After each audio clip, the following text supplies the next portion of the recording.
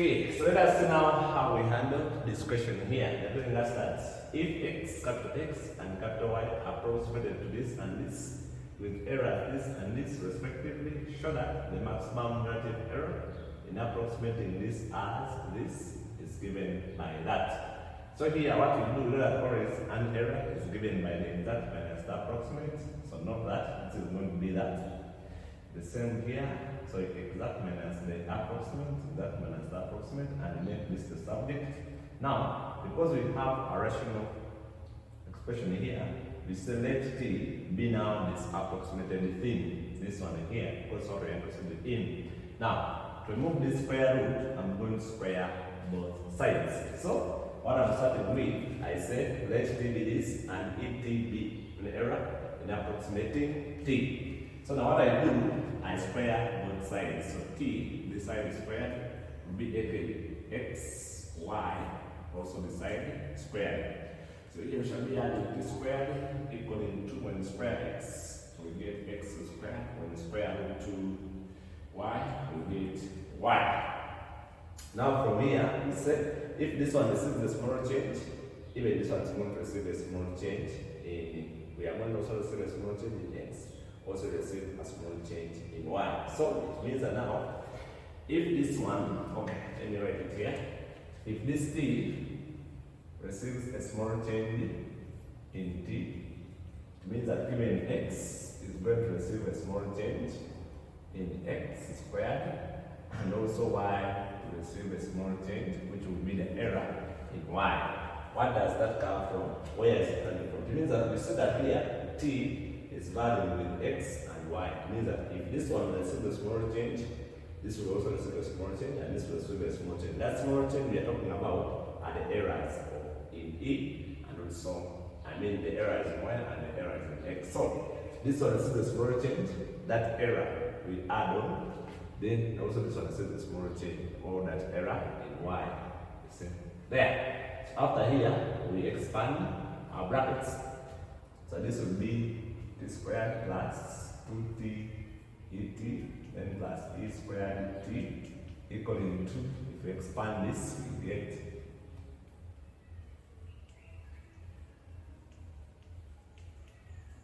then 2y plus ey. So from there, now we expand this. So this will be equaling 2x squared plus, now this x squared, when you get this x squared times this, we are now opening this bracket times this. So this, let me write that here. Okay, so here what we have now is this times this we get x squared y, then this times this we get x squared e y, then now this times this we get plus 2xy ex. This, all of this times this. Then now this times this we get plus 2x ex ey, then plus now this times this we get e squared x y, then plus e squared x e y. And now these ones are going to be, is that now this one ex and therefore not. Because these are small changes, it means that now our ex squared is going to approximate this one. It's going to approximate to 0 because it's very small, and when it's squared it becomes more smaller. And also ex ey approximate 0. And what else? I think also this is going to approximate to 0. This is going to approximate to 0, and then also e squared there. So meaning after doing this, now allow me to write this as t squared plus 2t et. Now this one has approximated also to 0 because it's very small, and then when it's squared it becomes even smaller. Then here we have x squared y plus x squared ey, then plus 2xy ex, then this will go to 0. Also this is very small, it goes to 0, then also this goes to 0. So that's what we have. Now when I take this side, I have now et equaling to x squared y, ey, y ex, then minus t squared. But from here, so that the whole of this t squared, remember, note that this t squared here is equaling to, from here, our t squared is equaling to x squared y. So now it's that the whole of this is going to go with this. The whole of this is going with this t squared, because the squared is equal to that. So that what we're remaining with is e t equaling to now x squared ey plus 2xy ex. Now what am I going to do here? I divide through by now.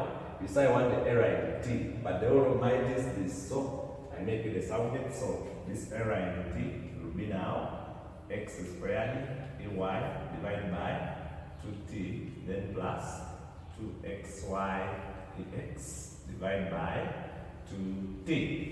So it's that now this t will go with this. But what is my t?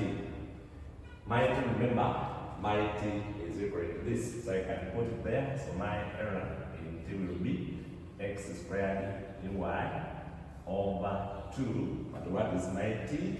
My t is x squared y. Then plus this one I have xy ex, the all over my t, which is my t. Okay, maybe from there I can first leave it out. Because my t is here, maybe we just remove this step so that we can write that properly. And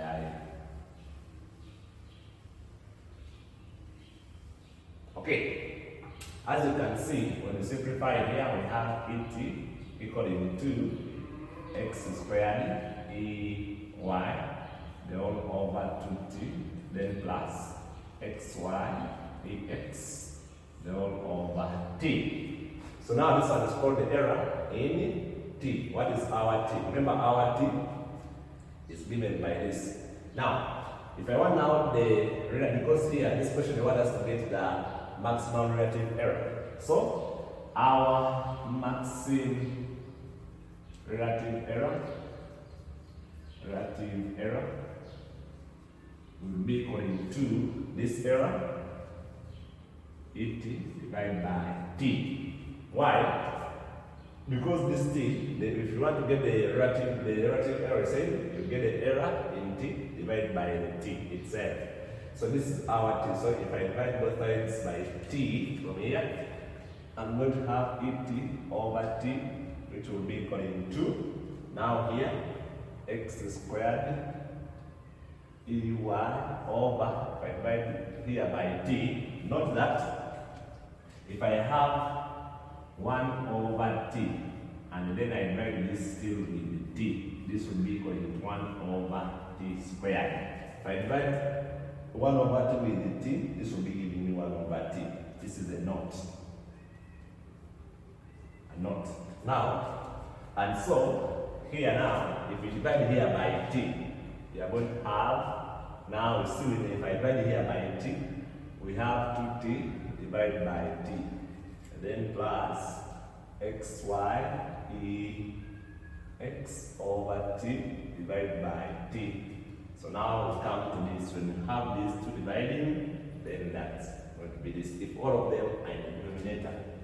So now my e t over t will be equal to x squared ey over 2t squared, then plus xy ex over t squared. Yeah, this is what we are talking about here. That 1 over t divided by t becomes 1 over t squared. But what is our t squared? From here you can see that our t squared is this here. So this will be now x squared e y over 2. Now I bring in the t squared. I know that our t squared is equal to x squared y. Putting it here, squared y, then plus xy dx over x squared y. From there, what do we have? Is that this one goes with this, so we have ey over 2y, then plus, here we have this going and this one goes, so we have ex over x. And so it's that they're introducing a modulus. So this is our et over t. Now to get the maximum, you see now if I introduce the absolute error, so that this will be et over t equaling to now modulus of e1 over 2y, then plus modulus of ex over x.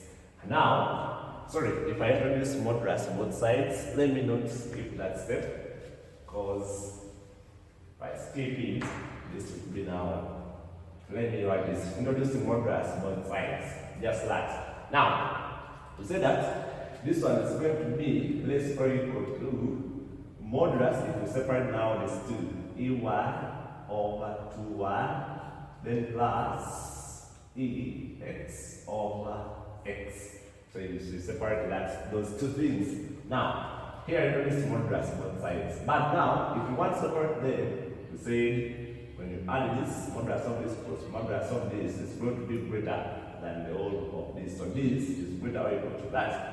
Now, if you want now the maximum, you take price now here, our et over t is less or equal to, if this is equal to this and this is less or equal to this, means that now this is also going to be less or equal to this.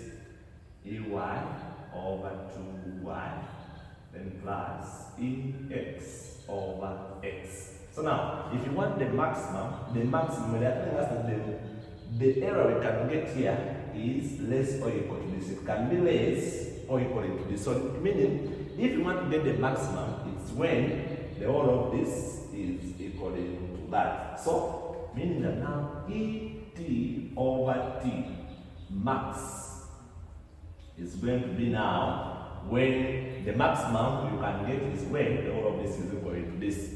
But you can get errors below it.